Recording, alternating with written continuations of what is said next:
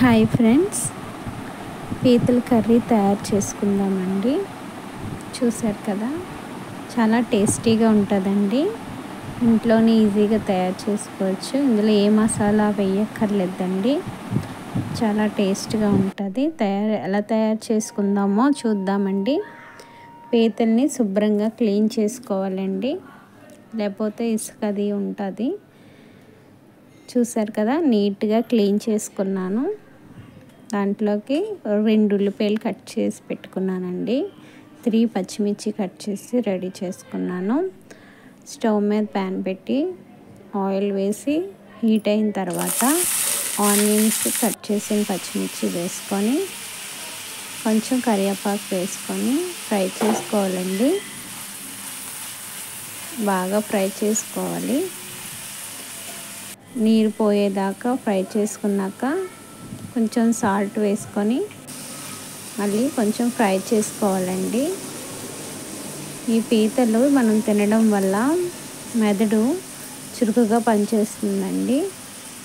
చూస్తారు కదా, కొంచెం అల్లం వెల్లుల్లి పేస్ట్ ఒకటేనండి, మసాలాలు ఏమీ వేయక్కర్లేదు. ఆ కూరకు సరిపడే అల్లం వెల్లుల్లి పేస్ట్ వేసుకొని బాగా పచ్చివాసన పోయేదాకా వేపుకోవాలండి.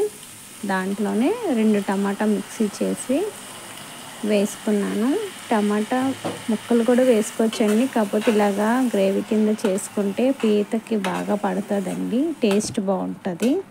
సో అందుకనే మిక్సీ చేసి వేస్తాను. అందులోనే కొంచెం పసుపు వేసి బాగా కలుపుకొని, చూసారు కదా, కొంచెం వాటర్ పోయేదాకా అలాగా వేపుకోవాలండి. టమాటా, అల్లం వెల్లుల్లి పేస్ట్, ఆనియన్స్ ఇవన్నీ బాగా ఫ్రై అయిన తర్వాత మనం ఇప్పుడు క్లీన్ చేసి పెట్టుకున్నాం కదండి పీతలు, అవి వేసుకోవాలి. అన్నీ వేసుకొని కొంచెం కలుపుకోవాలండి. ఇందులో ఒమేగా 3 ఫ్యాటీ యాసిడ్స్ ఉంటాయి. ఇది మన హెల్త్కి చాలా మంచిదండి.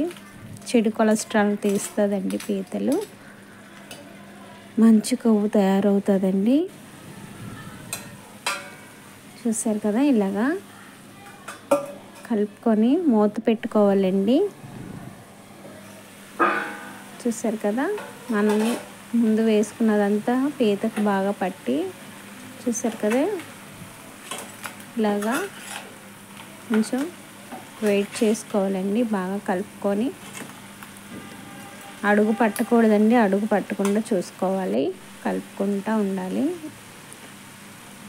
మనకు కారం అండి, ఎంతైతే మనం ఎక్కువైతే ఎక్కువ మనం తినే విధంగా నేనైతే 1 స్పూన్ వేసుకున్నానండి.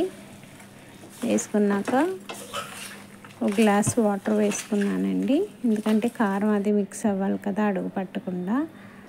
ఈ వాటర్ వేయడం వల్ల ఏంటంటే పీతలకి బాగా లోపలికి వాటర్ వెళ్తుందండి.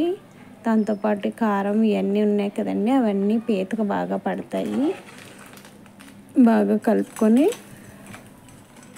మూత పెట్టుకోవాలండి. మూత పెట్టుకున్న కొంచెంసేపు ఉడకాలి.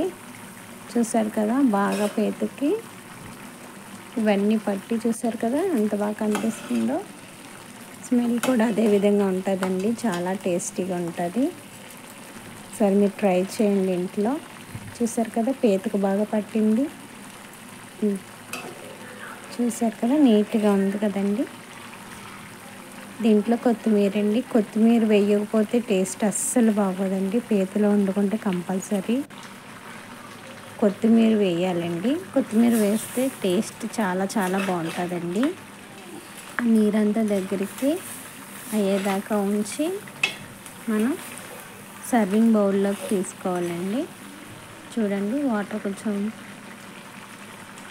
ఆవిరైపోయింది కదా, చూసారు కదా. ఇప్పుడు స్టవ్ ఆపేసి మనం సర్వింగ్ బౌల్లోకి తీసుకుందాము. చూసారు కదా, పీతల కర్రీ ఏ మసాలాలు వేయక్కర్లేదండి, చాలా చాలా టేస్టీగా ఉంటుంది. మీకు నచ్చినట్లయితే లైక్ చేసి సబ్స్క్రైబ్ చేయండి. Thank you.